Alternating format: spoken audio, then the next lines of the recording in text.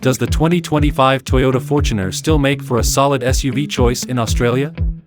Despite being discontinued in New Zealand, the Toyota Fortuner SUV remains a stable part of the Australian market. While Toyota has quietly pulled the Fortuner from its lineup in New Zealand due to the brand's shift towards electrification, the situation is different in Australia. A spokesperson for Toyota Australia has confirmed that the Fortuner will continue to be available with no changes expected in the near future, even though it's one of the brand's lower-selling models. In 2023, Toyota sold 3,619 Fortuners in Australia, placing it among the least popular models, only surpassing the Yaris, GR86, and a few niche vehicles.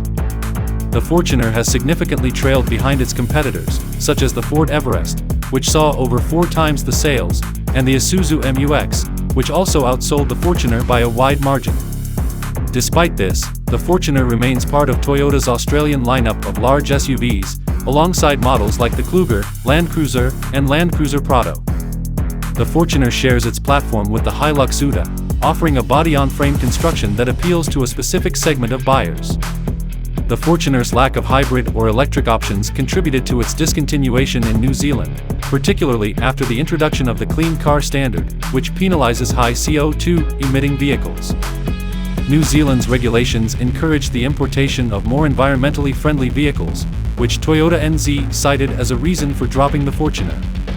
Conversely, Australia is set to introduce its own emissions regulations under the new Vehicle Efficiency Standard, NVS, starting January 1, 2025. This regulation will impose penalties on vehicles that fail to meet the new CO2 targets, and companies that exceed these limits may face fines or trade credits with other suppliers.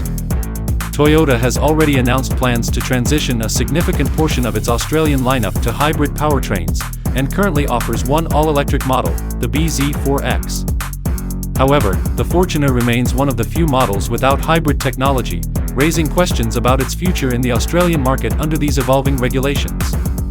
As the automotive landscape shifts, it will be interesting to see how the Fortuner adapts to meet the new standards and whether it can maintain its place in Toyota's lineup amidst growing competition.